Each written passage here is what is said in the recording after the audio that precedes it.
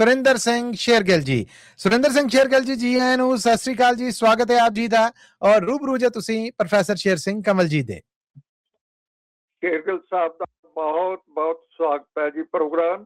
ਜੀ ਆਇਆਂ ਸ਼ੇਰਗਿੱਲ ਸਾਹਿਬ, ਕੀ ਲੈ ਕੇ ਆ ਰਹੇ ਹੋ? ਹਾਂਜੀ, ਪ੍ਰੋਫੈਸਰ ਸਾਹਿਬ, ਮੱਲੀ ਸਾਹਿਬ ਤੇ ਸਾਰੇ ਮੇਰੇ ਸਰੋਤਾ ਜਨਾਂ ਨੂੰ, ਸਾਰੇ ਪਰਿਵਾਰ ਨੂੰ ਸਤਿ ਸ੍ਰੀ ਅਕਾਲ ਜੀ। ਸਭ ਵੱਲੋਂ ਸਤਿ ਸ੍ਰੀ ਅਕਾਲ ਜੀ। ਭਾਜੀ ਗੱਲਾਂ ਕਰਕੇ ਗਏ ਆ ਮੋਟਰਸਾਈਕਲਾਂ ਗੱਡੀਆਂ ਦੀਆਂ, ਤੇ ਮੈਂ ਗੱਲ ਕਰਨ ਲੱਗਾ ਕੱਲ ਕੀ ਧਰ ਪਿਤਾ ਦੇ ਛੋਟੇ ਜਿਹੇ 5 ਸਾਲ ਦੇ ਹੀ 2 ਕੜੇ ਸੀ ਸੋਨੇ ਦੇ ਪਾਏ, ਬੜੇ ਭਾਰੇ। ਇੱਕ ਗੰਗਾ ਚ ਸਿੱਟਿਆ ਤੇ ਮਾਤਾ ਪੁੱਛਦੀ, ਪੁੱਤ ਕਿੱਥੇ ਸਿੱਟ ਗਏ ਆ? ਨਾਲ ਲਿਜਾ ਕੇ ਦੂਆ ਵੀ ਚੱਕ ਕੇ ਉੱਥੇ ਕਹਿੰਦਾ ਇੱਥੇ ਕਿ ਸਿੱਟਿਆ ਸੀ ਮਾਤਾ। ਹਾਏ ਹਾਏ, ਵਾਹ ਜੀ ਵਾਹ। ਤੇ ਉਹ ਮਾਂ ਪੁੱਤ ਦੀਆਂ ਗੱਲਾਂ ਆ ਜੀ। ਜੀ ਜੀ, ਇਰਸ਼ਾਦ ਜੀ, ਇਰਸ਼ਾਦ ਜ਼ਰੂਰ। ਕਹਿੰਦੇ ਮਾਂ ਨੇ ਪੁੱਛਿਆ ਸਿਰ ਤੇ ਪਿਆਰ ਦੇ ਕੇ, ਕਾਕਾ ਬਾਂਹ ਵਿੱਚ ਸੋਨੇ ਦਾ ਕੜਾ ਹੈ ਸੀ, ਉਸ ਵਿੱਚ ਜਿਹੜੇ ਸੀ ਹੀਰੇ ਤੇ ਲਾਲ ਮੋਤੀ, ਉਹ ਤੇ ਲਾਲ ਜੀ ਕੀਮਤੀ ਬੜਾ ਹੈ ਸੀ। ਹਾਏ ਹਾਏ। ਮੁੰਡਿਆਂ ਦੱਸਿਆ ਮਾਤਾ ਜੀ ਸਾਹਿਬਜ਼ਾਦਾ ਦਰਿਆ ਗੰਗਾ ਦੇ ਕੰਢੇ ਤੇ ਖੜਾ ਹੈ ਸੀ। ਹਾਏ ਹਾਏ। ਇੱਕ ਕੁੜੀ ਵੀ ਦੱਸਿਆ ਉਸ ਵੇਲੇ ਜਿਹੜੀ ਘਾਟ ਉੱਤੇ ਭਰਦੀ ਘੜਾ ਹੈ ਸੀ। ਬੱਲੇ ਬੱਲੇ ਬੱਲੇ ਬੱਲੇ, ਕਿਆ ਕਹਿਣੇ। ਗੰਗਾ ਵਿੱਚ ਤਾਂ ਨਹੀਂ ਡਿੱਗਿਆ ਕੜਾ ਤੇਰਾ, ਮੇਰੇ ਲਾਲ ਜੀ ਮੂੰਹੋਂ ਕੋ ਬੋਲਦਾ ਨਹੀਂ, ਉਹ ਟੋਬੇ ਛੱਡ ਕੇ ਹੁਣੇ ਕਢਵਾਲ ਮੰਗੀ, ਕਾਕਾ ਭੇਤ ਦਿਲ ਦਾ ਕਿਉਂ ਖੋਲਦਾ ਨਹੀਂ। ਆਹਾ ਆਹਾ। ਮਾਂ ਜੀ ਤੁਸੀਂ ਕਿਉਂ ਜੇ ਇੰਨਾ ਫਿਕਰ ਕਰਦੇ? ਸਾਹਿਬਜ਼ਾਦੇ ਨੇ ਕਿਹਾ ਪਿਆਰ ਦੇ ਵਿੱਚ ਉਹ ਹੀਰੇ ਲਾਲਾਂ ਤੇ ਸੋਨੇ ਦਾ ਘਾਟਾ ਹੈ ਕੋਈ ਮੇਰੇ ਬਾਪੂ ਦੇ ਭਰੇ ਭੰਡਾਰ ਦੇ ਵਿੱਚ। ਬੱਲੇ ਬੱਲੇ ਬੱਲੇ ਬੱਲੇ, ਵਾਹ ਵੀ ਵਾਹ, ਕਿਆ ਭਰੋਸਾ ਹੈ। ਉਹ ਤਾਂ ਸੋਨੇ ਤੇ ਮਿੱਟੀ ਨੂੰ ਇੱਕ ਜਾਣਨ, ਉਹ ਤਾਂ ਸੋਨੇ ਤੇ ਮਿੱਟੀ ਨੂੰ ਇੱਕ ਜਾਣਨ, ਰਾਜ ਜੋਗੀ ਮਸ਼ਹੂਰ ਸੰਸਾਰ ਦੇ ਵਿੱਚ।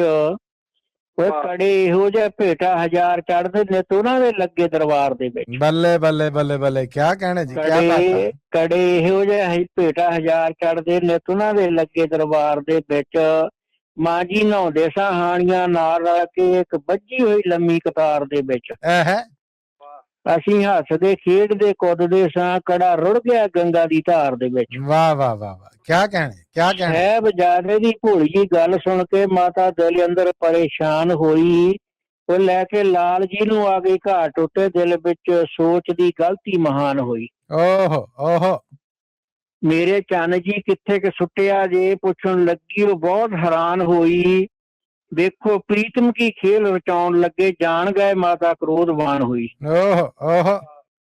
ਝੱਟ ਦੂਜੀ ਵੀ ਬਾਂਹ ਚੋਂ ਕੜਾ ਲਾਇਆ, ਧਿਆਨ ਮਾਤਾ ਦਾ ਗੰਗਾ ਵੱਲ ਜੁੜ ਗਿਆ ਸੀ।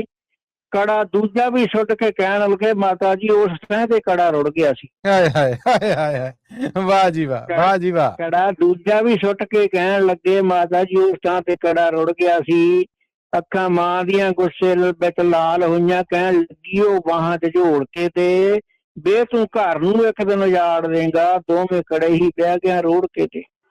ਕਿਆ ਬਾਤਾਂ, ਕਿਆ ਬਾਤਾਂ। ਮੇਰੇ ਸ਼ਹਿਨਸ਼ਾਹ ਹੱਸ ਪਏ ਮੁੱਖ ਵਿੱਚੋਂ, ਨਾਲ ਉਹਨਾਂ ਦੇ ਜਿਮੀਨ ਅਸਮਾਨ ਹੱਸਿਆ। ਜਿਹਨੇ ਸੋਨੇ ਦੀ ਲੰਕ ਉਸਾਰ ਲਈ ਸੀ ਉਹ ਵੀ ਰਾਵਣ ਦਾ ਵੱਡਾ ਬਮਾਨ ਹੱਸਿਆ। ਹਾਏ ਹਾਏ ਹਾਏ ਹਾਏ। ਮਾਤਾ ਲੋਕ ਪਤਾਲ ਤੇ ਸਵਰਗ ਹੱਸਿਆ, ਇੰਦਰ ਸ਼ਿਵ ਜੀ ਤੇ ਬ੍ਰਹਮਾ ਭਗਵਾਨ ਹੱਸਿਆ।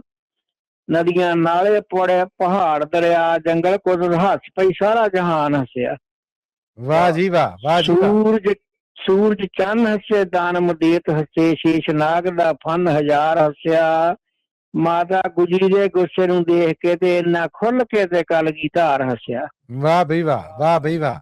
ਇਹ ਇੰਨਾ ਹੱਸ ਕੇ ਇੱਕਦਮ ਖਾਮੋਸ਼ ਹੋ ਗਿਆ, ਕਹਿਣ ਲੱਗੇ ਦੱਸਾਂ ਕੀ ਬਣਾਵਾਂਗਾ ਮੈਂ?